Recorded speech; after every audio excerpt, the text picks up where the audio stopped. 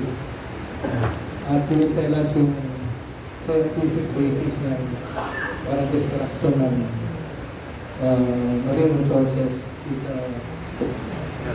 sa exclusive economic zone natin. We also have Commodore J. Tariela, is the West Philippine Sea of the West Philippine Sea Transparency Office ng Philippine Coast Guard. Ano sa akin na? Ikaw rin yung stop mo. Yes. We'll discuss yung recent Coast Guard operations sa West Philippine Sea. At kung ano nangyari recently doon sa kanilang client doon sa DEC. We also have Attorney J. Batumbakan of the UP College of Law, Institute for Maritime Affairs and Law of the Sea, will give us the legal context of what possible legal moves na pwede adopt ng Philippine government amid yung Chinese aggressive actions sa West Philippine Sea. We'll start with Commodore Deo Carrera, who give us the context of this press conference and overall view press conference na will be followed by Dr. Auntie Camara. At meron siyang presentation na photos na nangyayari doon sa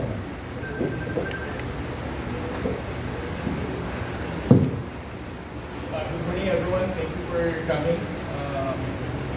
The press conference will be about it's all about the Marine Research Assessment Survey that we conducted last March 2023. It was actually participated by the University of the Philippines, Department of Agriculture, Bureau of Fisheries and Aquatic Resources, and of course the Philippine Coast Guard.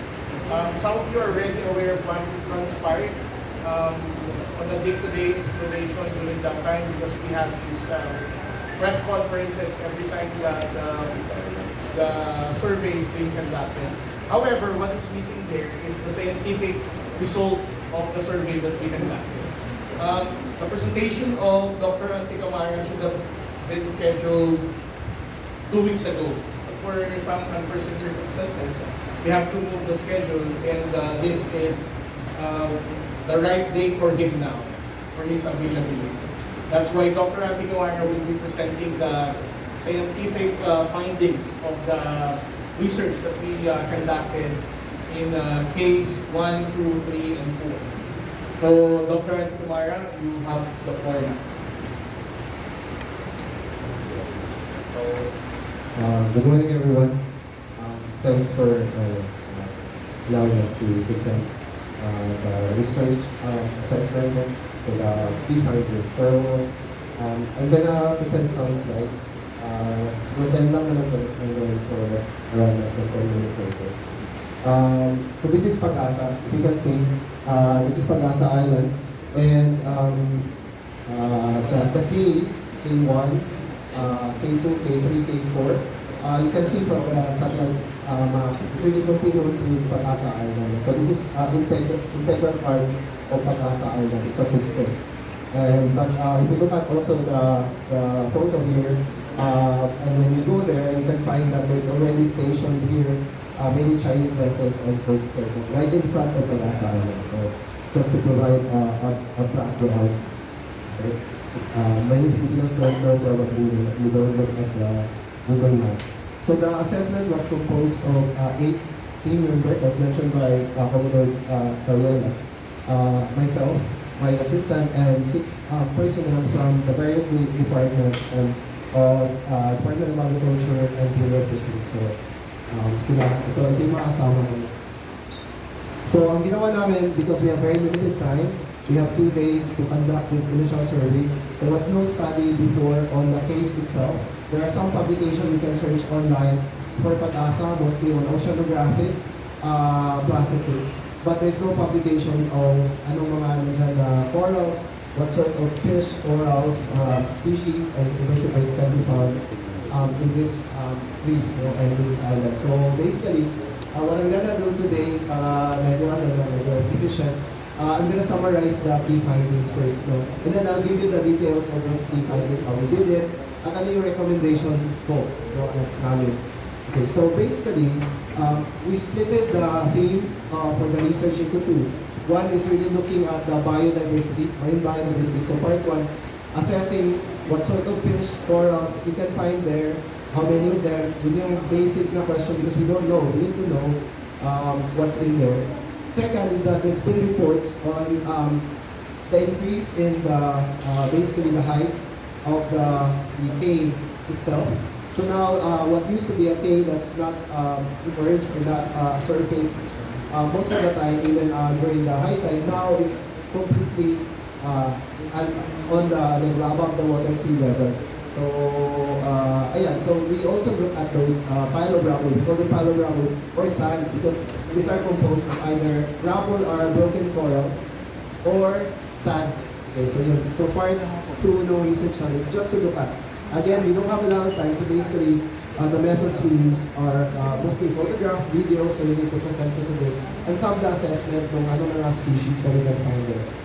So yung key findings ko is that based on our survey, for the part of marine biodiversity, many of the corals here in this island, at Pag-asa Island itself, and the case, are now degraded. So, ang ibig sabihin ng degraded is that many of the corals are now small, many of the large corals are now dead, and there's not a lot of live corals per unit area. So, konti na lang yung buhay. No? And if you look at fish, it's the same. All the areas that we surveyed, we swam, we dove, there's not a lot of fish anymore. And where you find fish, makita nyo mamaya, most of them are now small fish. Okay? So yun yung second major obvious na no, that I published a lot about coral reefs in the Philippines at a national scale. So most of my surveys are all throughout the Philippines and most of my publications are standardized survey of coral reefs in the Philippines. So when I see coral reef, I have already a good sense if the reef is healthy or not. And my assessment, based on my experiences with the rest of the reef in the Philippines, is that the Pag-asa coral reefs, the Cay, the Pag-asa Island itself, have coral reefs that are now experiencing either a decline or degradation. Overfishing and the habitat itself is not in a good condition. So yun yung key finding compared to many other coral reefs in the Philippines. Although all throughout the Philippines there's degradation occurring. But I was surprised that Pag-asa itself, which is very far from a lot of fishers and from the mainland, is also suffering degradation. Now, in the case of the pile of rubble, what I found is that there are many characteristics of this pile of rubble, and I present the details of these characteristics that kind of convinced me that this is not a typical island formation that's basically formed by nature. Many of these characteristics suggest that most likely this pile of rubble are somewhat siguro made by human. No? So parang hindi siya typical of islands in the Philippines. As I said, I've looked at many islands in the Philippines. And ano yung mga characteristics na to? The slope is too vertical. You cannot find an island in the Philippines that's natural where the slope is vertical. You can find this in a reclamation area. But typical island that's naturally formed in the Philippines, the slope is usually gentle because the wave will try to erode the island itself over time. No? Or any new pile of rubble will be eroded by the... Second, it's too high. The K2, Pag-asa K2, the pile of rubble is over the height of a person. I don't know if you can go around the Philippines and can find an island that's formed by nature, a typhoon or a current, that will form that height. So again, that's another consideration. That's another major reason why I'm kind of convinced how can an island be formed at such a great height by forces like a wind, current, or a storm. So even I surveyed Yolanda Island before and after Yolanda. I've never seen an island formed by Yolanda that high. Third is that if you look underwater, and I'll show you the video later, there's a distinction between the rubble, the coral fragments on the pile. They're so white, and the rubble underwater are covered with algae. They're brown, gray. So it's very distinct. No? How can the rubble underwater, if the rubble comes from underwater, how come this rubble didn't go through the pile? No?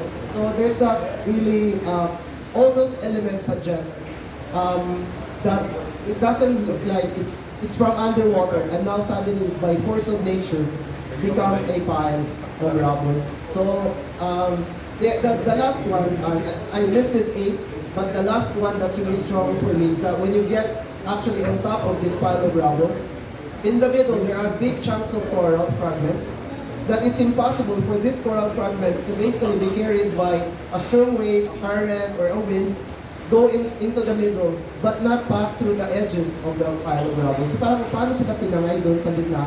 Hindi man lang sila duman, walang nakascatter na ganun around the edges. So is there such a wind that will carry big piles of rubble from underwater and then dump it into the middle? So it's, again, we have to think, all these kind of evidences suggest that it cannot be force of nature unless there's such a force of nature that can create something like this. So these are the things that I'm going to show you. Okay, so a little bit of summary ng key recommendations ko. I think the most important recommendations, the Filipinos must understand that even these islands that are away from the mainland of the Philippines and supposedly healthy, because there are fewer fishers there, siguro sa Pag-asa, there's only about 20 fishing boats that are active. There are some boats that are on the dock, they're in repair, but less than 30 boats are in operation. So the fishing pressure should be low from the fishing side, from the Philippine side, but the reefs are now overfished with people. So it's very surprising for me. Therefore, I think the key recommendations that the Philippines must really provide management support in order to ensure that we can recover, rebuild the fish stocks, recover the habitat. These are the most important thing. I think that these reefs in Kalayaan Island reefs are supposedly very diverse and are providing benefit in terms of biodiversity to the Philippines and many reefs around the country. But since now they are suffering decline and degradation, I think we need to prioritize monitoring, management, and rehabilitation of many of these reefs. So these are the important activities that the Philippines should lead, especially in the face of many disturbances and potential destructive activities in the area. Okay? Second is that since we know, although we're not 100% sure about the construction of this pile of rubble because we don't have photos, videos of who's doing it, when it was done, that's the uncertainty that we have, and we cannot say with 100% sure how this pile of rubble are formed. But I think the most important thing now that we know that it doesn't look like it's natural, the Filipinos must be vigilant because we already know that around this area, in fact, very close to this Pag-asa case, there are already islands that are man-made, built, in fact, are now fortified as military bases for China. So I think that there are histories already of island building, and there are many publications of ongoing island building in the area. The Filipinos must be very vigilant, and then, even though we're not 100% sure, we should pay attention and really make sure we monitor this area. So that's my main recommendation. So the introduction is that, again, as I said earlier, briefly, there's not a lot known about what sort of fish corals found in these islands and what's their status. So yun yung ano. And we don't have any publication on the K formations itself to date. No? You cannot access this in Google. You cannot find research on this one. Ano ba yan? So these are our objectives. Basically, as I said, two parts objective. And the method is basically we dove underwater with the team. We took a lot of videos on a standardized transect, basically so that we can define the area that we surveyed, and then we can compare across those areas that we surveyed the number of corals, the sizes of the corals, the number of fish, etc. So these are standardized surveys that we did. And then we took a lot of photos of the pile of rubble, the corals, the fish, etc. And so yung method namin ng videos. And the key findings, as I said, is that, as I showed you earlier, many of these reefs now are too degraded. So, if you look at the Pag-asa reef itself, the Sandy Cay, it kind of looks like this underwater. Sorry, the video doesn't play. I think this computer doesn't have the capability to. I'll just show the video later on a separate presentation because it doesn't look somehow. It's the and then, these are all sorts of corals that you can find, the species of corals that you can typically find in Pag-asa. But these types of corals are not the type of corals that you can find on the pile of rubble. Most of the corals on the pile of rubble are branching, but many of the live corals now are like this. They're the shape of your fist or your head. So there's that distinction again. No? So it can be surprising. And again, if you look underwater, the reefs now look like this. And so if you look at this video, supposedly, this is the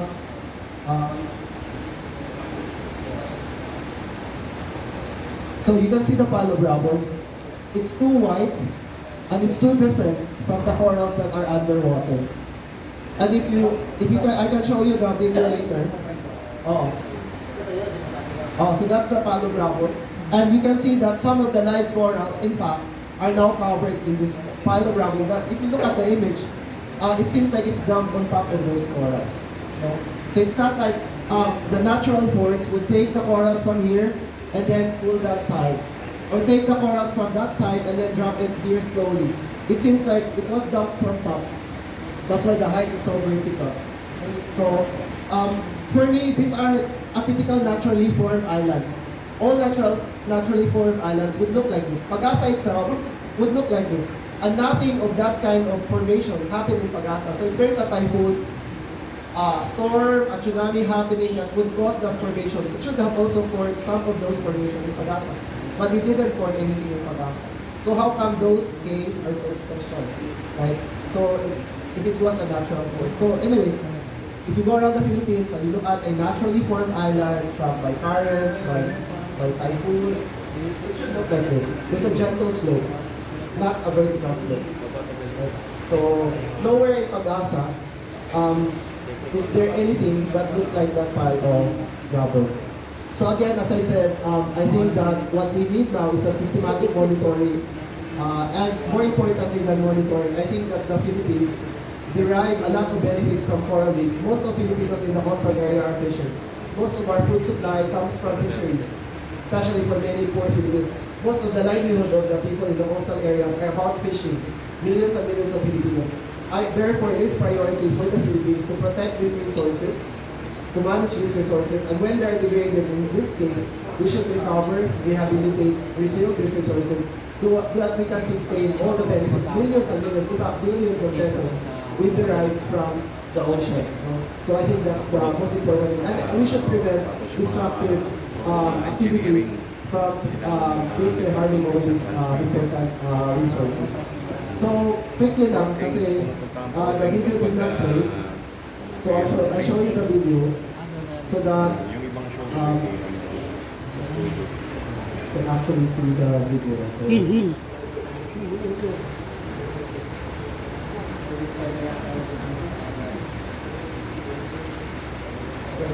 So, so this is how it looks like underwater in Sandy Cay. So Sandy Cay, there's a very strong current, and you can actually see canals underwater because of the very strong current. In this. But if you look at, many of the corals now are small, and many of the corals are now covered in algae. And the big corals are now dead. So this is the typical picture underwater, even in Pag-asa itself. It looks like this. So that's what I said is my basis for declaring that these are degraded reef sites. And you cannot see a lot of fish. If you go to Batangas, you'll find way more fish than, or in Bulinaw, or in Zambales, or in Bohol. You can find big fish and small, and lots of diversity fish, or lots of different species. But here, there's not a lot of fish anymore. So these are really indication it's overfished and degraded. Also related to the. And then the other one is that if you look at the rubble, the Palo Bravo, it looks like this underwater. So you can see it's too different from what's underwater. If you go to any reclamation or any pile of sand, it looks like that. There's no natural island in the Philippines that looks like that. So I think we should be vigilant. We're not 100% sure how that happened. We're also not 100% sure how Subi Reef became an island, but we now know Subi Reef, just at the tail of Pag-asa, is now an island, basically occupied by China. So I think we should connect all these pieces of information and be very, very watchful of what's going to happen and if we don't pay attention. So that's it from my presentation. Tinatanong lang po, Itong nangyari sa case 1, 2, 3, and 4, hindi po ito natural na nakita ninyo na mas mataas ng elevation. Based on my assessment when I was there, I cannot find a reason why this can be declared as a naturally formed island. Because I haven't encountered in all my reef surveys around the Philippines something like this. I can only see something like this if you go to a reclamation area. So you are stopping short of saying, wala tayong kalang-kalang, narikilid na pala yan. Yeah, it's just because we're not sure how this thing happened, how this was formed. Yeah. From a We don't have evidence. non-expert question, tapos yung term na ginamit ninyo, tapos may nakikita tayo parang corals, na hindi ka pareho ng corals dun sa lugar. Saan po nila sinira yung corals ng religion? Saan galing yung corals sa masa? That we don't know. Again, we don't know where the corals are from. But if you look at here, there are these corals that are shaped like roses. We call them folios. Itong malalaking corals that you can find like this one, being like this one, the with. Those kind of corals are actually very fragile, so they can break easily. But you can't find those broken corals on this kind of water. But they are there underwater. So if it was a wind, it was a strong force of typhoon or a storm, that could have been broken and then also put on top of the lava. Looking sa... Because a naturally formed island means that it was formed by nature. And what's nature force that would form an island? Usually a storm, a tsunami, you know, I don't know, an earthquake sometimes would cause the emergence of an island. That's how islands are formed. But we didn't see any of that. So kung ito po ay corals, yung nakikita natin bahagi ng mga natambak na bagay. So meaning, nanggaling din yan sa ilalim ng dagat. Hindi nyo lang alam po sa ilalim ng dagat. I can imagine that many of the corals also just come from around the Calayan Island group. If we do the extensive survey, we can find some of these fragments are from the Calayan Island group. Because I've seen some of the areas in Pagasa that have some of this kind of corals, but not in the cave itself directly. Some of these, because the pieces are just too big. But I don't know. It's just that there's that uncertainty because we don't know where it comes from, how it got there, who puts it there. These are the questions that we can't answer for sure. Ariel, Commodore Ariel has the answer to that. Teka, tapusin mo na natin sa scientific finding dito. Kung itong corals na ito, na luma, yung original, nasa bababa niyan, ito almost dying. Kasi may algae sa ibabaw, ito. Oh. Then, yung itinambak, na kulay puti, may mga corals din. Those are dead corals fragments. We call rubble. Ang ibig sabihin ng rubble, just like when a building collapses from an earthquake, it becomes pieces. So when a coral itself breaks into pieces by, let's say, a typhoon or somebody crushed the corals or blow the corals with a dynamite, we call these pieces rubble. Pero these are actually corals that now broken into small pieces, smaller pieces from the colony of corals. So, double one ito. Tinampakan yung malusog na corals, na pinatay na corals. So, double one yung epekto naman sa atin. Or probably there are, based on what I've read on how, because there are publications, we can search publications from China itself on how they build islands in Calayan Island Group. They publish this. You can search this in Google, the way that China built islands in Calayan Island Group. And they basically dredge the corals from underwater, and then they pump it using hydraulic method to form the islands. Just like in Manila Bay, when when they form, when they make reclamation. So basically, yeah, they dredge the island, the corals from underwater. So that's based on their publications. So, sige, Commodore, what do you have to say dun sa findings sa research group? Thank you, Dr. Antumaria, for your scientific result to explain. Basically, ang takeaway natin dito sa findings ni Dr. Antigamaka, na yung case 1, 2, 3, and 4, lumalaki siya, lumalawak yung area, and what he found out based on his scientific research is that hindi ito natural occurrence. Ibig sabihin, it's not a normal occurrence na nangyari to. Hindi ko masasabing nangyari dahil nagkamagyo, nagkanigo, or whatsoever. So that's the first thing. No? And then the second findings that we also highlighted is that all of the rubble, yung panambang na nagpapalawak ng area na ito ng K1, 2, 3, and 4 ay mga patay or pinatay na coral, although it's not yet known whether it was intentionally destroyed para pangtambak dito sa K1, 2, 3, and 4. So, these are the two things that we need to understand. Ngayon, ang tanong is, siguro, most of us are asking, kung etong occurrence na to ay hindi natural, hindi normal, sino ang nagtambak nito? Di ba? Well, we have the same suspect na naiisip nyo, and I think it is also the same suspect that I have on my head. There's no other suspect that we can name with this kind of activities. No? It's only the People's Republic of China for all the four circumstances that I would highlight. Una sa lahat, sino ba ang may access dito sa case 1, 2, 3, and 4? No? Dito sa case 1, 2, 3, and 4 na to, sa Pag-asa, malapit to. Dalawang bansa lang ang malapit dito sa case na to. Una, Pilipinas. Pangalawa, People's Republic of China dahil malapit ito sa Subic. So, obviously, ang Pilipinas naman, wala naman tayong karanasan na gumawa ng paniniwa ng corals para makagawa lang ng small-scale reclamation para mapalawak ang mga area na ito. So, it is only the People's Republic of China who has a professional record ng mga ganitong gawain sa South China Sea. Second is the restriction, no?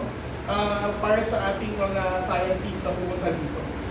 The scientific research conducted by the University of the Philippines and the Bureau of Fisheries and Aquatic Resources in those 3-day event is not actually a walk in the park. They were harassed by the Chinese Coast Guard. They were also harassed by the Chinese Maritime Militia. And on the last day of the research na kinandak ng ating mga scientists, the PLA Navy helicopter was even launched. No? Nagpalipat ito when they were in K3 na napakababa, low altitude flight ng helicopter, kung saan meron pa mga journalista na kasabay dito na nagkaroon ng injury. Buti na lang ang ating mga marine scientists from the University of the Philippines and BFAR ay hindi nagkaroon pa ng kahit injury. No? But just to highlight the second point, it's only the People's Republic of China that prevents and restricts the Philippine government in carrying out a marine scientific research in case 1, 2, 3, and 4. Sila lang ang nangahawas sa atin every time we bring our own marine scientists para magkaroon ng marine resource assessment sa area na to. So that's another point. And then the third point is, kahit itanong natin no, sa mga na-embed na media na sumama sa mission na to, wala naman silang nakita dito na Vietnamese kasi usually ito yung laging itinuturo ng China no, at saka ng mga pro-China rules, maka-Vietnam na. There are no Vietnamese fishing vessels or even Vietnamese Coast Guard vessels na nakita tayo dito during that 4-day event na ginawa natin dito sa case. It's only the Chinese Coast Guard, the Chinese Maritime Militia, and the Bureau of Fisheries and Aquatic Resources. So, ibig sabihin, kung in the context of finding out who's really the suspect, sila lang talaga ang nandito sa area na to. And, of course, the Philippine government, pero in terms of the number of vessels, they have outnumbered the Filipino fishing boats na pumunta doon, na maliit lang naman, dahil maliit lang naman na munisipalidad ng Pag-asa para makapag-engage na ganitong massive damage to the coral reef. And then the fourth point that was also highlighted by Dr. Anticabara is that the People's Republic of China has already experienced in doing all this reclamation in the South China Sea. So, if there is one country that we need to hold accountable dito sa damaged environment na to, sa ating coral reef, dito sa case, that will only be the People's Republic of China. And if you're going to ask me now, who is our suspect in doing this illegal small island reclamation in the case 1, 2, 3, 4, there's no other country that we can pinpoint. It's only the People's Republic of China. So, paano na-reclaim ito ang hindi natin namamalayan? Well, that's the part of the recommendation of Dr. Antinomaya, that the Philippine government must really be very vigilant and take seriously what are the activities of the Chinese Maritime Militia and the Chinese Coast Guard. This is also in line with the guidance of the chairman of the National Task Force West Philippines. That the Philippine Coast Guard are every once in a while directed to maintain their presence in the West Philippines so that we can prevent this kind of illegal activities being carried out by the People's Republic of China. Ito po case 1224, part ito ng napanalunan natin sa 2016 arbitrary. I will turn over now the legal aspect ito kay Sir Jacob. Yung case 1, 2, 3, and 4 actually, kahapyaw namin sa doon. Kasi yung mismong play na yun, hindi siya ilan naging prominent. So, if I recall correctly, nabanggit siya doon sa arbitration na meron isa at least one or two na napansin na about water at the time. Pero hindi siya bringing up specifically. Kasi yan, hindi yung pag-asa sa kasi yun yung pinag-usapan, hindi yung mga case in between. And I think that's one reason why pinag-initan siya ng China afterward. Kasi nga nakita nila bilang ko. As long as it is considered to be not about water all the time. In part of the Philippines natin. Pero dun sa area ngayon, dahil namin yung Pag-asa Island, part siya actually ng territorial sa Pag-asa Island. Mahalaga to kasi between Pag-asa Island at Sumili, kalaki. Yung Pag-asa Island na mayroong territorial sea. Kasi lagi yung tabawater at Pag-asa. Kaya nakita natin na mukhang naging mahalaga po sa China kasi napansin nila pwedeng maging tabawater at Pag-asa itong mga to, itong mga kila to. At reset nila. After the arbitration napansin. So malamang gusto nilang i-exploit yan para bumalik yung territorial sila ng Pag-asa Island. Tapos magkaroon sila ng sariling territorial sila makakover yung Subiri. Kasi yung Subiri, finding doon, if I'm not mistaken, hindi siya talaga wala siyang territorial. So, pinunto ko yan na Professor, para malaman kung may ambiguity ba ang karapatan ng Pilipinas sa case 1 So, ito yung part ng territorial water ng Pag-asa Island. Ang Pag-asa Island, part ng territory ng Pilipinas, walang ambiguity sa Pilipinas yung area na ito gusto ba naturally or not yung case 1 Kaya ano po pwede gawin ng Pilipinas? Kasi pinapanood ko po course with dito na pinakita sa research ni Dr. Antinomaya, may sinirang bahagi ng karagatan, ginamit ang corals, at ginamit ang panamba para tambakan ng corals. Obviously, the damage. Ano po pwede gawin dito ng Pilipinas? Well, syempre, pwede i-follow up yan doon sa finding dati sa arbitration na yung China, gumawa ng activity, deliberately destroying yung coral reef na para sa kanyang mga reclamation activity. At ito ay labag sa international law. Kasi it contravenes their obligation to preserve and protect the marine environment. So, yun, sa iyo. Yung iba pa niyang aspeto na binabago na niya yung facts on the ground. No? Iba pa yun. Pero at the very least, itong destruction of Cora, deliberate alteration ng marine environment, pwede maging basahan yun. Isa pang kaso. Napapalo dun sa mahalagang punto to kasi na nung time ng arbitration, hindi pa yan nakapansin. Pero after the arbitration, sa tingin natin, maaaring yung original na coordinator, maaaring dahil dun sa sedimentation na nagawa ng Subiri. Kasi, in the Paulilan area, kumalat yung mga sand o whatever material na hindi nalagay sa Subiri mismo, maaaring kumalat yan. Kaya nag-umpisa mag-build up siguro yung mga things ito. Pero yun nga, dahil ang nasabi ni Dr. Antinomaya, kung natural itong build up na dapat, slowly kumbaga, hindi siya distinct dun sa area. So mukhang maaari nung nagkaroon ng intervention sometime after. Nung makita na nila na, oh, may tumaas na yung camera.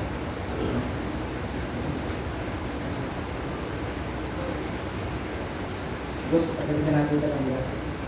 Okay. Sige po.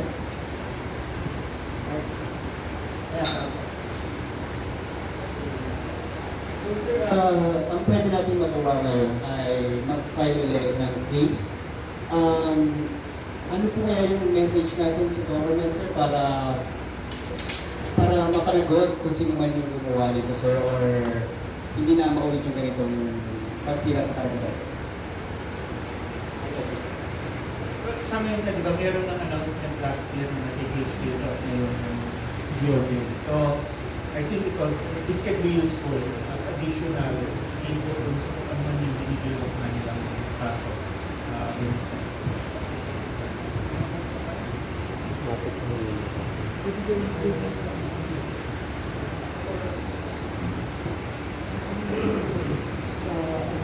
Sa PCG po, coverage of promote natin ng reviews. Given the fact po ng findings po ng Dr. Camara. So ano na pong next na gagawin ng PCG regarding the findings po? But for the findings of Dr. Camara, this was already presented to the National Task Force West Philippines. We're just actually waiting for the official scientific study of Dr. Camara, and then from Philippine Coast Guard together with BFAR, since we are the lead agency in doing this research assessment in support, of course, of the University of the Philippines. We're going to formally forward this to the NTFWPS, and then in NTFWPS, as you're aware, the Department of Justice is part of that interagency task force. So most likely, the findings of Dr. Camara will also be forwarded to the Department of Justice. And as what Sir Jay has mentioned, this can be used as to support the case built up against the People's Republic. Although, meron question. Was Chinese water cannon attack aimed at the Philippine flag? What do you have to say to this?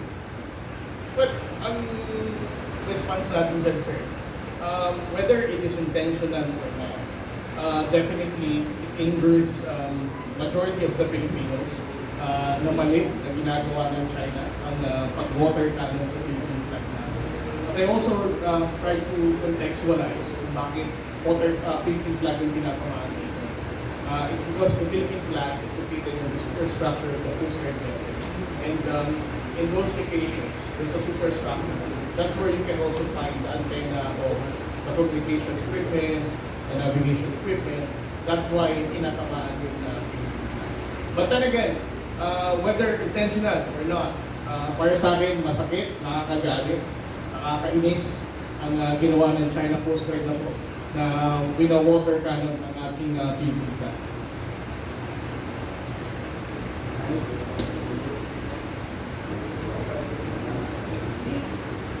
May initial assessment ba tayo? So, based din sa nakita nyo, may assessment ba tayo ng mga gano'ng katagal na nangyayari yung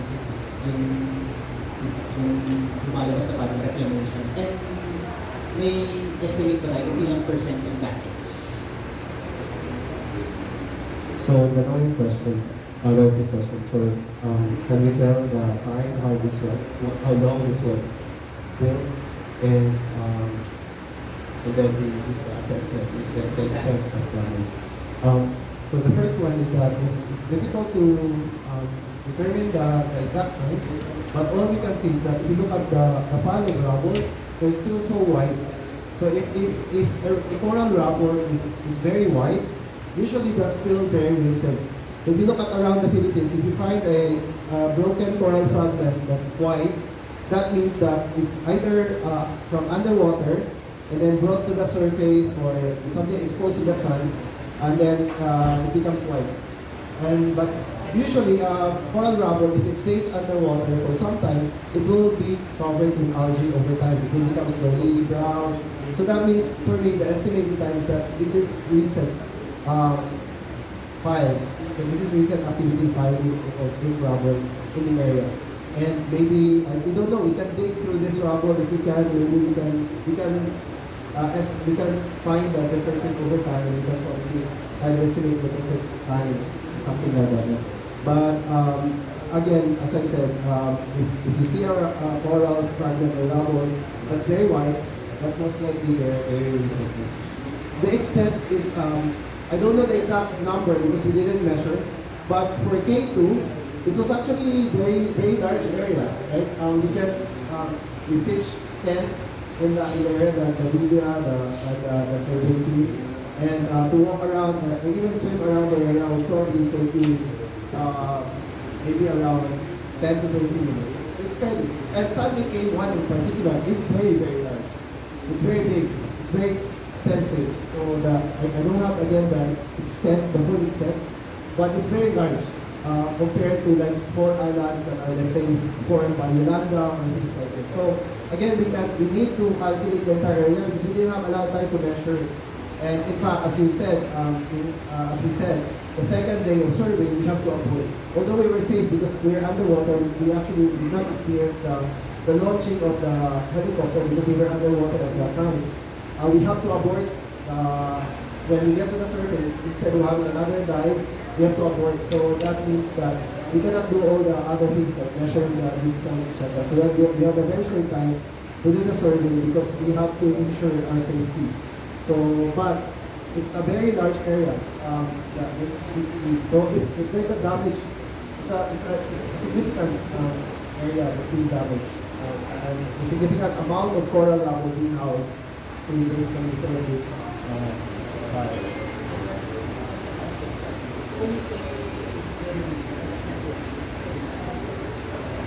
Yeah, probably about a year or so, because of the very wide border of the. There's a question that does this have to be handy for the Coast Guard? Since obviously it's not going to trigger unusual attack and the country. Kaya lang, the attacks on personnel or person or material of the Philippine Coast Guard, does this apply because of excavation? Pangalawang question po, are we connecting ba namin ang Magnolia ng ating naval or Coast Guard sa mga Southwest Philippines?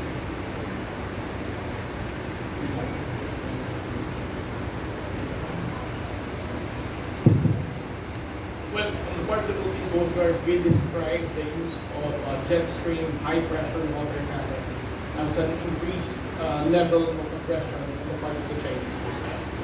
We have described the use of the water cannon of the Chinese Coast Guard in the recent incident as fatal if ever one of our personnel will be hit by those kind of high pressure water cannon.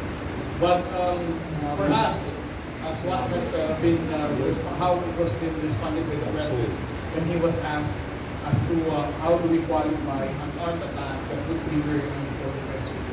Ang naging response naman dito ng Pangulo, ito ay hindi pa rin natin masasabi as far as the presence concerned.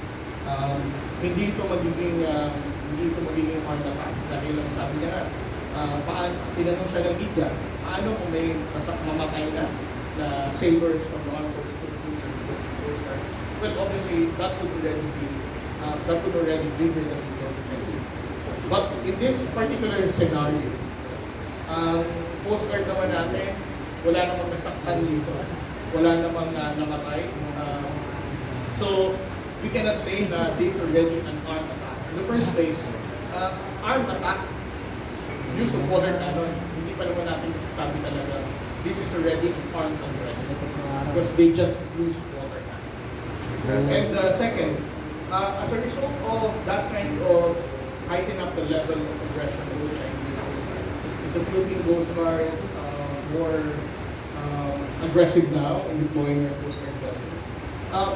The Philippine Coast Guard vessel under the leadership of our commandant at the Bonnie has always been very proactive in deploying our Coast Guard vessels. Although we have a very limited number of hulls, he makes sure that all of these are strategically deployed in different areas in the West Philippines.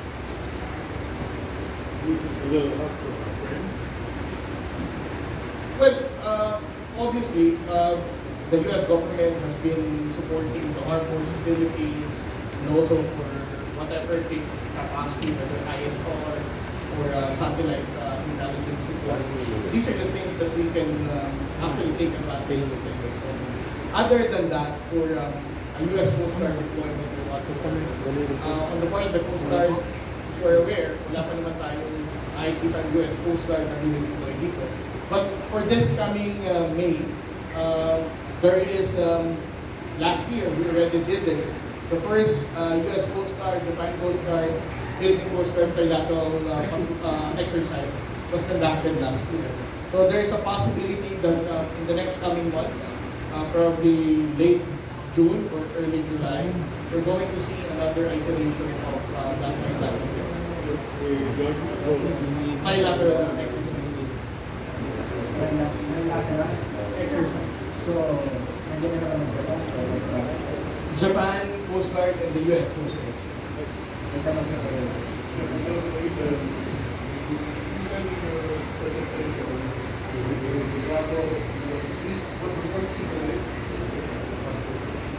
So the ones that have very prominent rubble now that are above water are A's 1, 2, and 3.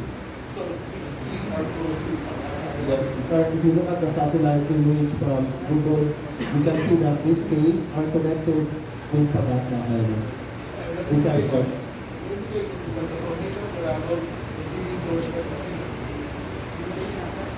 Well, I think that the formation, the rubble, the pile of rubble, for me doesn't look like it's formed by natural phenomena like current or a storm or a typhoon or a wave.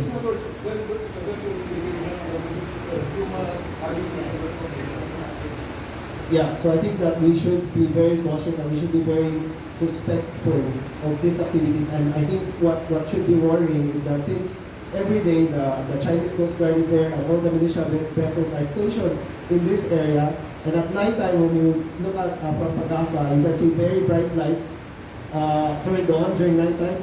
Therefore, the Filipinos should really increase surveillance because I suspect that if this is happening, if this piling is happening, it is probably ongoing and continuing. So we need a good surveillance system and monitoring. Our building facility that can control the Yeah, so that's something that we should be watchful. That this is something foreign me. We're not so sure yet how it's done, who's doing it. We're not 100% sure. But yeah, we need to pay close attention. We should prevent it from. the Chinese that were harassing you when you were doing research. Yeah, and there are no other foreign entities in there except China. So it's 1+1 doesn't equal 3. That's it, because from a logical perspective, people will still say that for you to be 100% sure, you need to see that Chinese actually dropped the rifle, but we don't have that. But when we think of probabilities and plausible explanations, we can think of many possibilities that they're the only one there, they're the only one stationed there, they're the only one who has record of building islands in that area. So, I mean, what kind of most likely probable conclusion we can draw from all these premises, right? So logic was, but we're not, the thing is that we're not 100% sure. We always say that. So what can we do now as Filipinos? I think we should be very watchful. That's what we need to do. We don't need to be 100% sure now. We need to be very careful. We need to monitor, we need to surveillance. I think that's the most important point that I want to share with the Filipinos. Just one more question. Follow up with all. Okay, we want to the situation. But can we not at least fight water with water?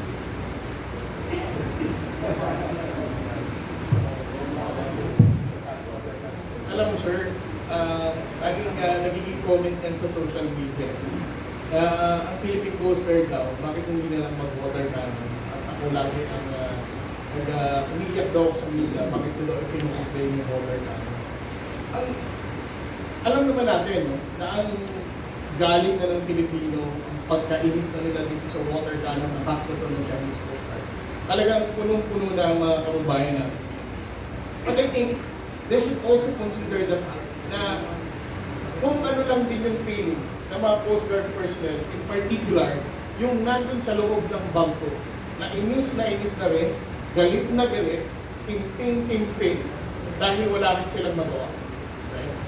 Kung ang mga kababayan natin Pilipino gusto ng mga water cannon, ang Philippine Coast Guard vessel, if you're going to ask me randomly not as a spokesperson, siguro sasabihin ko ganun din.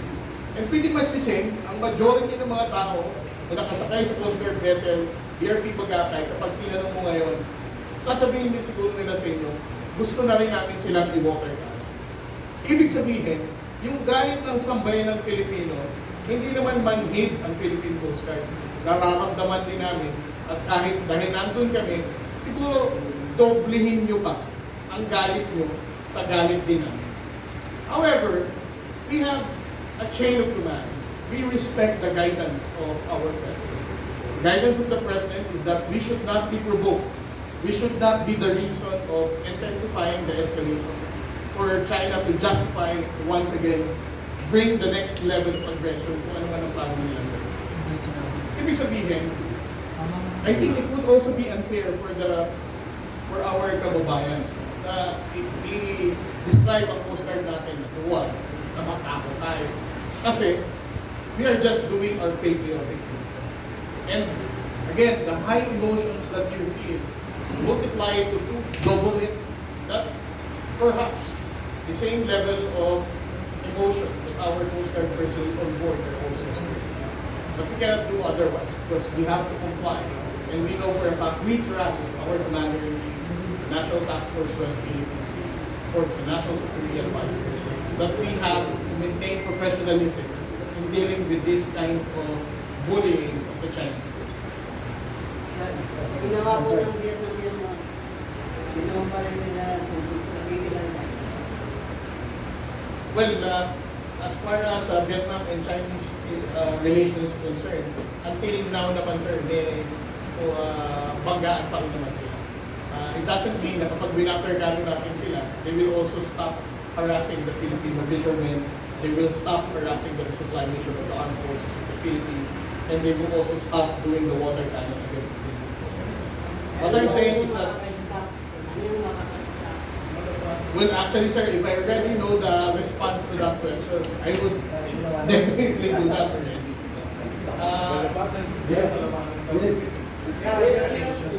Just one question, no? aside from the usual diplomatic protest, which don't usually, which are usually ignored by China, what are the possible legal options we can do to raise this to? Can we go directly to the United Nations, suggested by what Senator, or can we go to UNO again? Yung legal options po sa atin marami. Actually,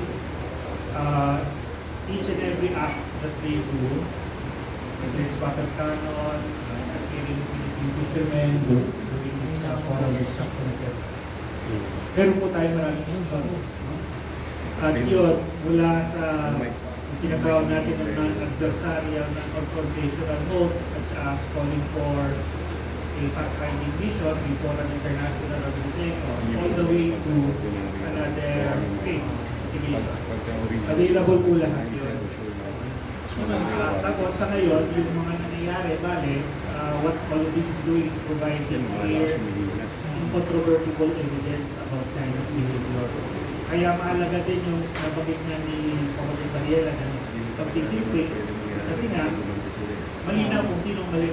At malinaw kung sino ang hindi gumagawa ng mga aksyon na katawagin provocative, kaya nagiging cause kung bakit magkakaroon ng response ang China na gano'n, magiging justifying pa. No? So, available po yun.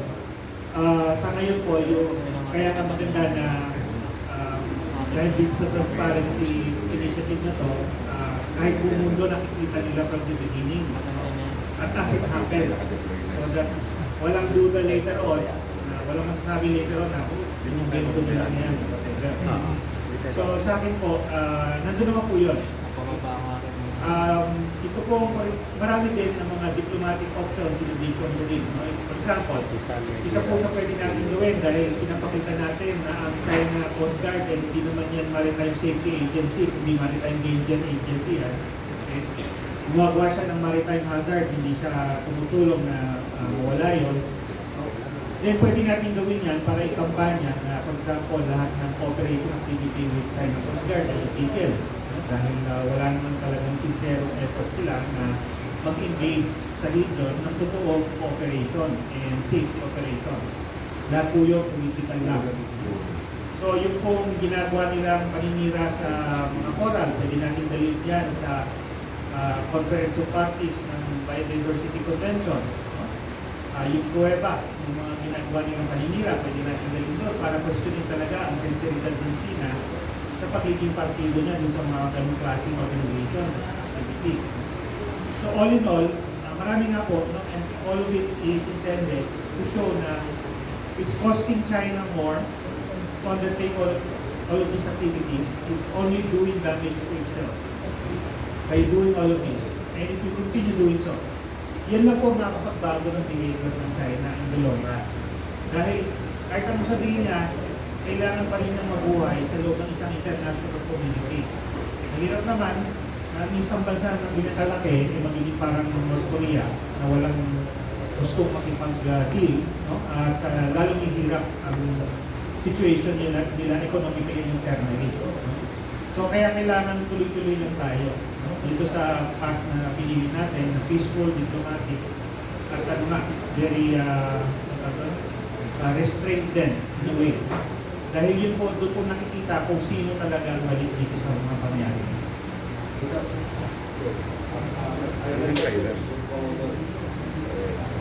Bakit ito pwede isabay? Yung joint military exercise doon sa pagbigay ng food doon sa bago. Pwede naman sabay yun, di ba? Dahil yung mga military exercise, may mga tinitigyan na pinadepensahan. Hindi ba pwede isabay yun? Para wala na kayo water time. Well, as an answer, the resupply operation in Ayungin Shoal on board BRP Sierra Madre is a military operation. It's decided by the Armed Forces of the Philippines and the Department of National Defense. The same thing with the ongoing Balikatan exercise. Bakit hindi pwede isabay yun? I won't comment on that, sir. So pwede isabay yun? I won't. Cannot comment on that. So it's a possibility. There are no comment. Those are operational details. Yeah, I have to talk about it. Sir, those are operational details. Whether I would say yes, they're doing that, or no, they're not doing that, it doesn't matter. So parang kayong merkado, you cannot comment whether it's sort of their Ambiguity. Strategic ambiguity. Pakistan. Sir, good morning. Earl Tobias mo from Ivy Security. The question would be for Kong Averji. Sir, with all this happening, knowing fully well na China may capacity to do such, sa eastern coast naman ng ating bansa, may be confirmed that Shenku had done unauthorized research and then nag-lower sila ng equipment na up until now tinututukan ng Navy to confirm kung ano yung nakuha nun. They also have unidentified information na hawak nila as of now, and this vessel was not apprehended po. Ano po bang update dito, sir? Because Navy said na nakikipag-coordinate daw po sila sa position. Well, that's the Armed Forces of the Philippines, the Philippine Navy in particular, is coordinating with the Philippine Coast Guard regarding Shenku, Chinese research vessel that we were able to monitor in Catanduanes in northern Samar.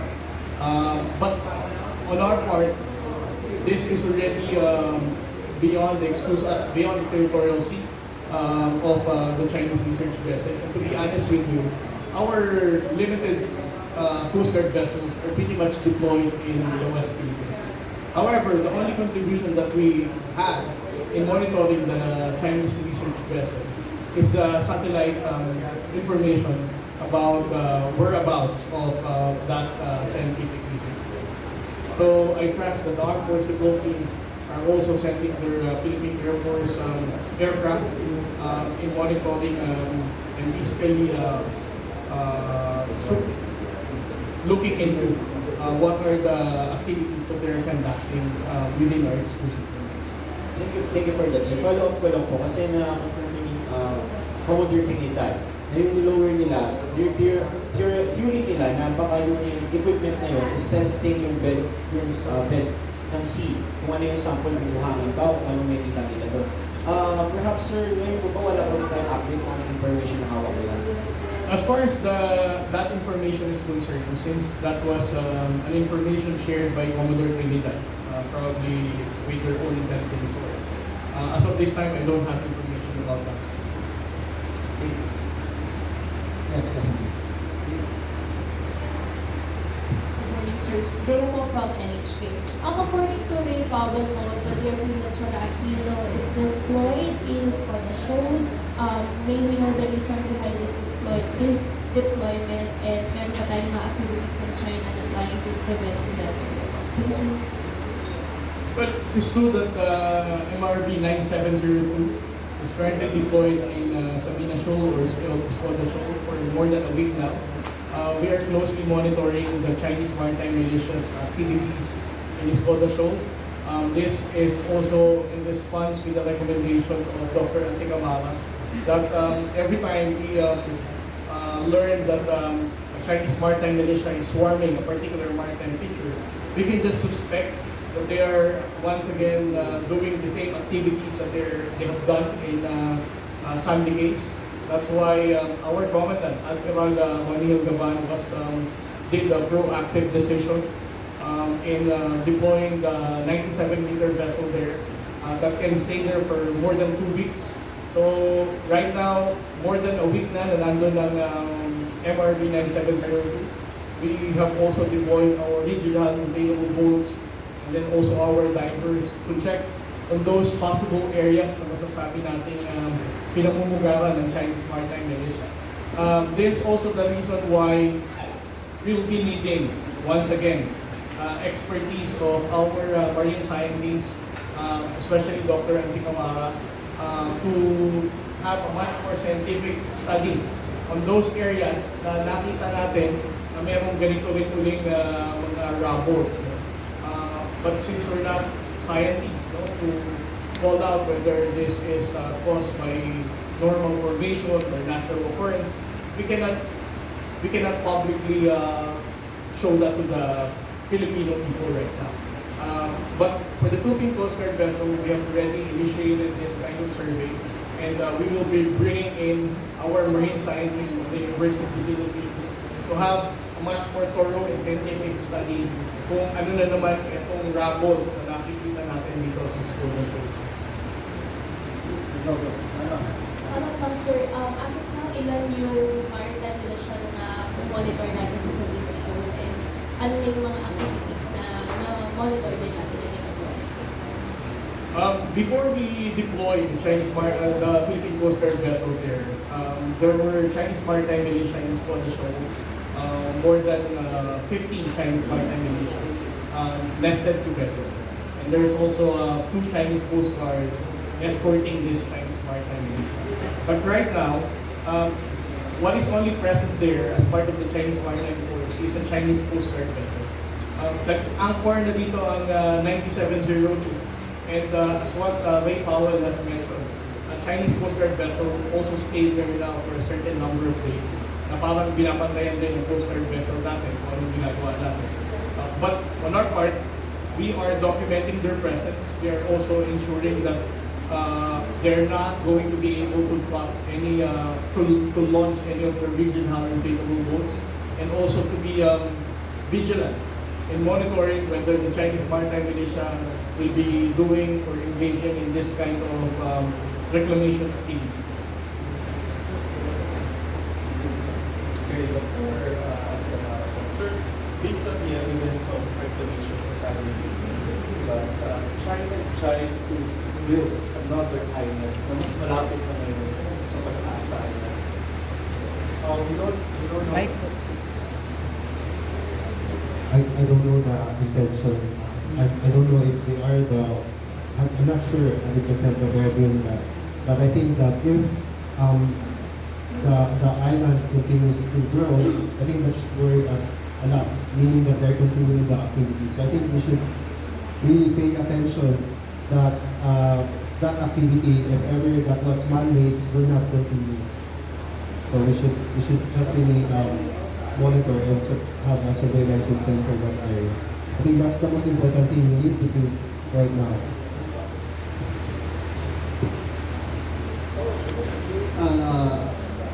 Commodore James at Dr. J, ano po yung comment niyo dun sa nilabas po ng Chinese Embassy na temporal special agreement daw ng China at Pilipinas noong 2016? Well, siyempre, we always take things with a grain of salt. No? On one hand, maring totoo, maring hindi. Pero kung totoo, di ibig sabihin, pinapatunayan mismo ng China na yung previous administration ay pumasok sa mga kasunduan na labag sa interes ng Pilipinas. No? At practically surrendering to China a piece of the territory which we had been maintaining to be ours. So parang laglagan. Pero on the other hand, maaari din na again, invento na naman yan kasi kung mapapansin nyo, yung kwento nila tungkol dito sa supposed gentleman's agreement over the past few months, tuloy-tuloy yan at nagbabago lagi. Yung una, yung gentleman's agreement daw kasi wala silang maturo na tao na nag-enter into that agreement, tapos nagtuturuan pa kung kaninong presidente. No? Yung mga at the time, unang lumabas yan, lahat ng presidenteng buhay pa, sabi hindi naman daw sila. So nung hindi nag-stick yun, kaya naghahanap na siguro ng pwede nilang tuturo. Eventually, ang sinabi ito daw si President Duterte na nag-deny nung una. Tapos nilabas ni Harry Roque, meron daw. Tapos after a week, parang umamin President Duterte. Pero sinabi rin niya na yung supposed time na nagkasunduan, hindi naman daw niya alam yung ayunisyon. So, ang labo, di ba? So, naman. Kaya naman kwento. Tapos, nagbago na naman after a while, sinabi naman na nagkaroon daw ng kasunduan last year dun sa special envoy na hindi rin niya naman nila tinuturo kung sino exactly. Dahil ilan yung supposed envoy nila punta sa China noon.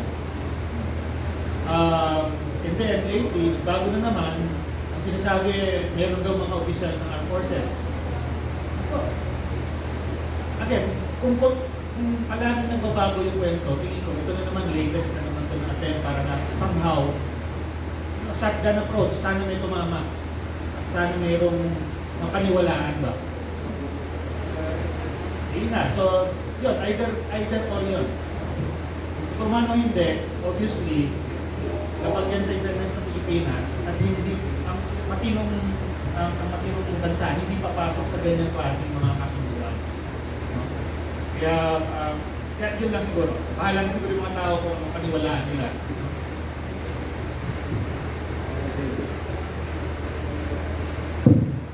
I-strengthen ko lang yung statement ni Sir Jay. Every time na meron tayong mararamdaman na aggression or provocation from China, nung nakaraan sa Ayungin, kaya nilabas nila yung gentleman's agreement. Ginawa nilang secret deal. Ginawa nilang new model ngayong taon. Nakatatlong changes na ng version. Pero, ang dahilan kung bakit nila ginagawa to is para lituin ang mga Pilipino and for them to justify their bullying and aggressive behavior in Indonesia. Ngayon na naman, nang haras na naman sila ng Philippine Coast Guard vessel, ng DFAR vessel, in a humanitarian mission, which the primary objective is only to provide fuel subsidy sa ating mga kababayang mga isla. Nangyari ito sa Bajo de Masinloc. Nagsalita na naman ang spokesperson ng Chinese Embassy, meron naman daw special arrangement for 2016. they are once again justifying their aggressive actions, illegal behavior, baho na masinglo sa ganitong narating ko na naman. Pagbilang ka ng ilang linggo, ang special arrangement na to, kapag sinakyan ng media, may bago na naman silang tawa. May bago na naman silang taong ituturo. Magtuturo na naman sila siguro ng nakaraang mga taong nasa posisyon na kahit sila mismo nagkakalituan kung sinabi ba talaga nila o hindi. And then magugulo na naman ang usapan. So dapat, sa mga kababayan nating Pilipino, sa mga kasamahan natin sa media, huwag na tayong magpabudol sa Chinese Embassy. Huwag na tayong magpaloko sa Chinese Ministry of Foreign Affairs. The real issue here is that the Chinese government, People's Republic of China, are using Chinese Coast Guard, Chinese Maritime Militia, and even deploying PLA Navy warships for them to push for their ambitious intention of dominating the entire South China Sea. Ito talaga ang dapat na issue na pinagtututukan natin ngayon bilang bansa. Ito dapat ang pinag-uusapan natin bilang Pilipino. Idikdik natin sa buong mundo at sa mga kababayan nating Pilipino na ang China bully, ang China illegal na pumapasok sa loob ng exclusive economic zone natin, at ang China doesn't hesitate to use force to harm our soldiers and our Coast Guard sailors para mapasok nila at may justify nila ang 9-9 na 10-9 na nila ngayon. Huwag na natin pagpupusan pa ng oras to sa mga balita natin sa media. Kasi the more na sinakyan natin to, nalito ang sambayan ng Pilipino, success sa kanila yan. This is the very objective why they are doing this false narrative, propaganda, or whatsoever regarding it. In short, niloloko lang tayo ng Chinese Embassy sa mga statement nila na ganyan. Huwag tayong magpaloko dahil pinag-aaway-away lang nila tayo.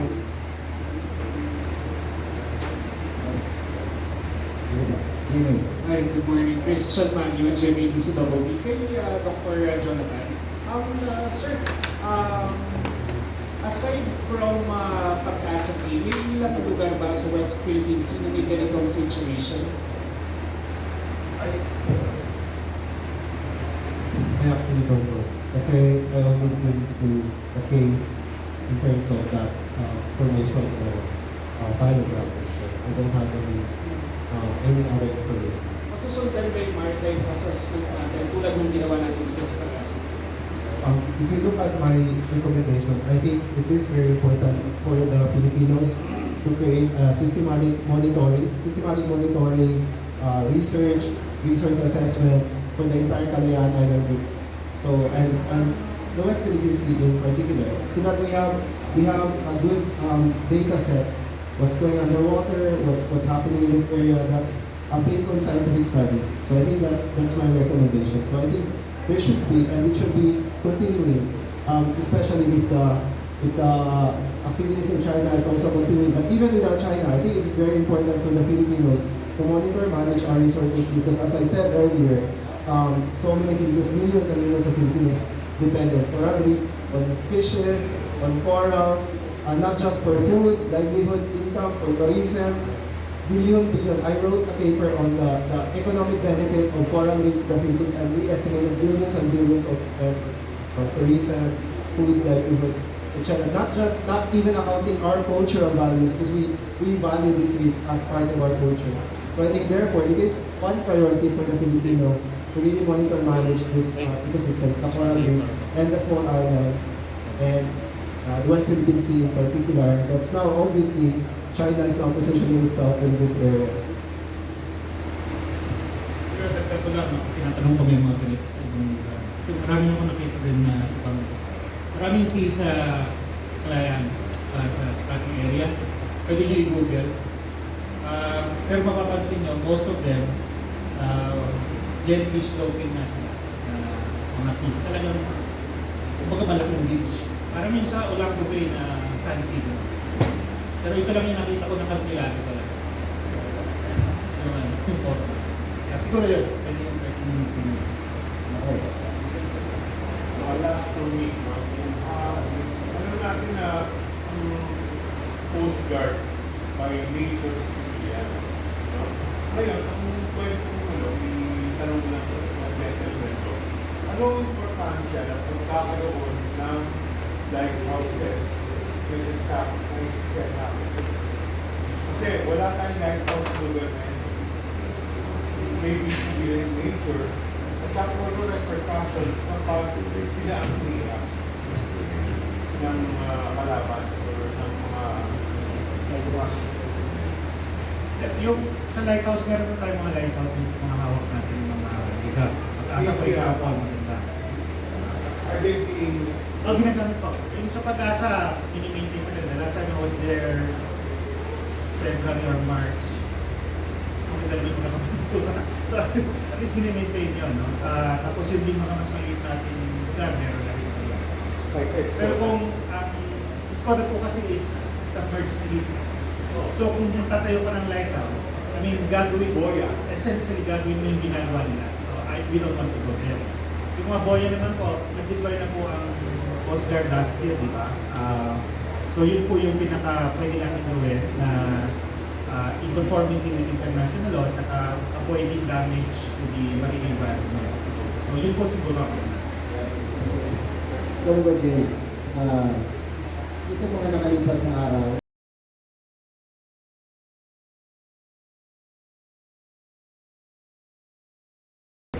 Governor, Friday, dati, kayo daw nagpo-provoke. Ngayon, ang hindi gumaganti, bakit daw naman hindi gumaganti? Ito kasi yung bagong narrative ng China ngayon.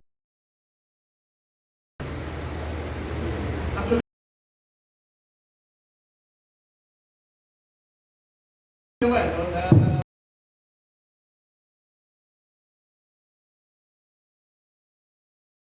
the transparency.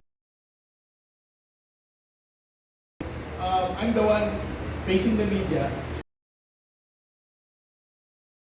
The provocative behavior of China. Kaya the objective na itong mga trolls na to from their employers is to make sure to destroy my credibility as the one giving the news to the Filipino people and to the international community. So, their first narrative, sabi nila, dahil sa ginagawa natin pag-expose ng ganito, magkakagera. And I responded to it. No? English, Tagalog pa ngayon, ipinig ko na to. Sinasabi ko, buti pa itong mga pro-China polls na to, the People's Republic of China will wage war against the Philippines. Samantalang si Xi Jinping himself din siguro, ay hindi niya alam na ang mga inutusan niyang goals na to, ay ganito ang naratibo. When we talk about war, there's a lot of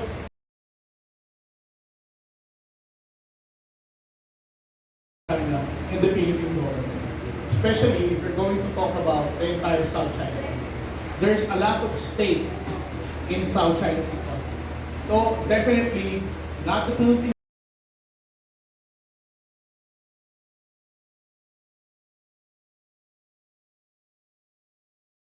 So yan yung naratibo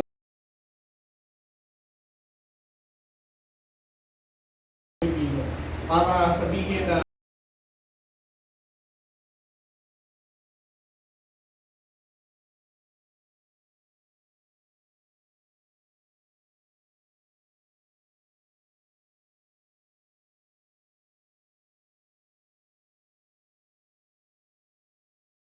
tayong maghingay-hingay sa pag-expose ng illegal action at provocative behavior ng China sa international community. But, tingin ko naman, with our transparency strategy, wherein we depend on our journalists as our truth tellers every time we embed them.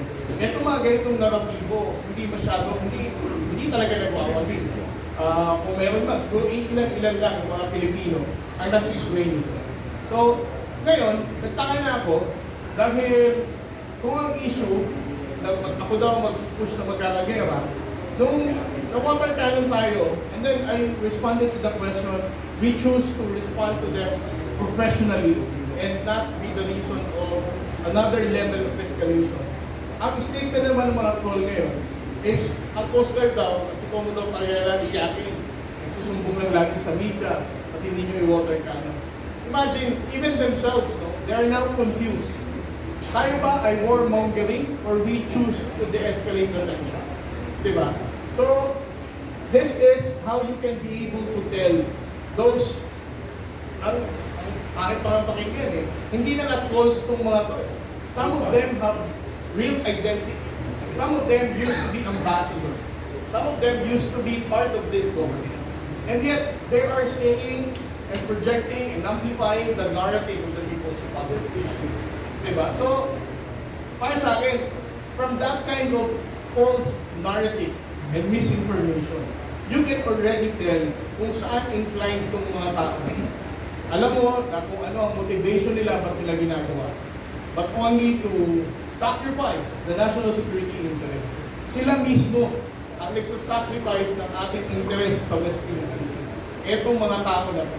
And I won't, glorify them by mentioning their names because all of us in this room already knows kung sino itong mga tao. Okay, one or two questions siguro for media. So, tanong natin kay si Professor J, siya lang naman ang abogado narito. Assuming totoo, na meron talagang kasong doon pinasok, yung nakalipas sa mga opisyal ng Pilipinas, sa Panulay, naging Pangulo, hindi ba silang kasuhan? Di bang pahayag galing sa Chinese Embassy na pwedeng gamitin yung ebidensya sa kung ano mang kaso na pwedeng isampan natin sa kanila? Magandang tanong yan. No? Actually, sa ngayon, hindi pa rin ako sigurado, mayroong possibility na pwede sila kasuhan ng disloyalty to the Republic. Hindi treason, kasi treason is only committed during an act of war, while there is war. No? So, hindi treason technically. Pero yung the one na applicable sa peacetime is disloyalty to the Republic. No? Pwede rin siguro graft and corruption, giving unwarranted benefits. So magandang pag-aralan niya. May habol, for sure may habol politically kasi ilagay sila sa pwesto para pangalagaan ang interest ng sambayan ng Pilipino. Tapos yun palang inibenta nila. So, kung sakaling may political, parang dapat may political cost yan, no? Kung pinilit silang tumakbo ulit para mahalagay sa pwesto, then dapat ang taong bayan matutunan na hindi talaga dapat pagkatiwalaan ng mga ito. So yun siguro yung immediate na pwedeng gawin, or to public opinion. No? Pero yun nga, ito, pwede pa natin tignan yung posible mga criminal cases dahil sa mga pagkasan. Professor, may isa pa ako tanong dyan. Pardon, may kapagitan naman. Perhaps may innocence or ignorance. Yung mga nag-i-espouse ng ganitong kaisipan na pro-China ang narrative, bordering on being anti-Filipino ang kanilang narrative.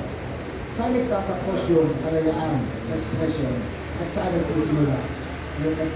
Of course, we know that in the era of information warfare, saan nagsisimula? Kasi hindi naglilingkod na sa kalaban ng Estado. I think, di ba, we all have rights and freedoms. But they stop when the rights and freedoms of others begin. So, ibig sabihin nun, lalo ng freedom of expression, that will stop when the expression is actually used to deceive. And when the expression is already intentionally, deliberately untrue in order to trample the rights of others. So dapat dun siguro magiging limit natin. No? Kung nakikita natin na nanduloko talaga, ang gagana na. Hindi na po yun cover dapat ng freedom of expression kasi abuse na po yun yung freedom of right of expression. Doon sila pwedeng balitan. Admittedly, mahirap itong i-identify during in any one instance. Pero siguro titignan natin dyan yung pattern. Kung nakikita natin na talagang inaabuso niya itong mga rights and freedoms niya ito para lang tayo ay lukohin o makakasailalim sa poder ng iba, then dapat magtitake tayo na stand, hindi pwede yan. Again, question ng isang non-lawyer. Paano kung halimbawa, kasi maraming investigation sa House of Representatives, kung gusto ng investigation pagkatawag ng dating Pangulo, hanggang saan pwedeng maging depensa yung the right to remain silent?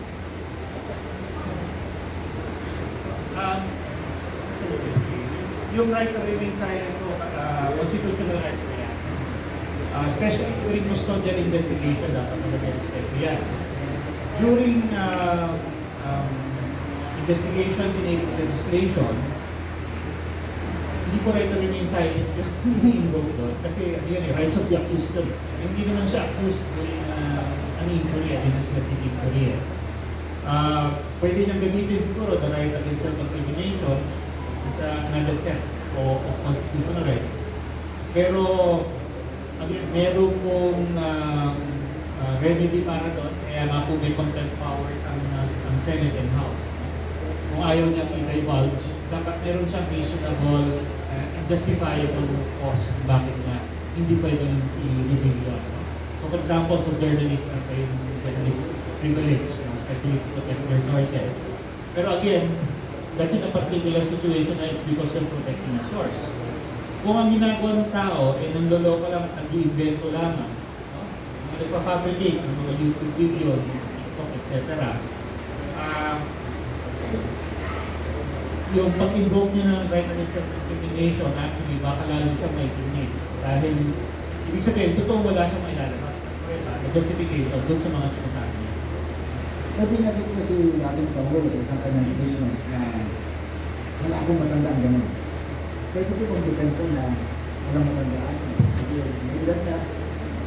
Well, siyempre, pag yung mga gano'n, stay silent na lang, wala akong matandaan, madaling, ang ginagamit lang para makaiwas sa specific charge ng perjury. Para hindi siya kasuhan sa perjury mismo. Pero, hindi yung magiging sapat kung yung lahat ng surrounding circumstances also trying to prove his liability. So, bali konteksto po talaga yan. Depende yan. Kung meron naman kasi ibang independent evidence to show na hindi pwede hindi mo natatandaan, hindi pwede hindi ka nag-participate, doon siya mahuhuli. Maaaring magiging immaterial na kung ano yung sa piling niya. Ito po hindi naman question maaaring based on facts, based lang sa mga narinig mo. Kung may magsalitang opisyal dati, kasama ko yung opisyal ng Coast Guard at ng Navy, na nagsabi, yung panahon na talagang inutusang board magpapalaya sa ETC. Pwede ba dagdag pa kung hindi ba? Ano yung pag-action nila gawa sa nakalipas sa administrasyon? Well, maaari po. Kasi nga, depende agad sa konteksto. Pero kung napatunayan ka na meron talaga orders na huwag protektahan ng interest ng Pilipinas, pwede po gamitin yung laban dun sa opisyal na nag-utos mo. Sige, meron pang question? Last one. Sige. Good morning, sir. Pahap mo lang kay Commodore J. Arrieta. Sir, maybe confirm yung flotilla of PLA Navy ship sa may Cebu to Passage na nakita ng some residents. Can you confirm this? Actually, I saw that from social media posts. We have yet to confirm with the armed forces authorities regarding the sighting of that 4 PLA.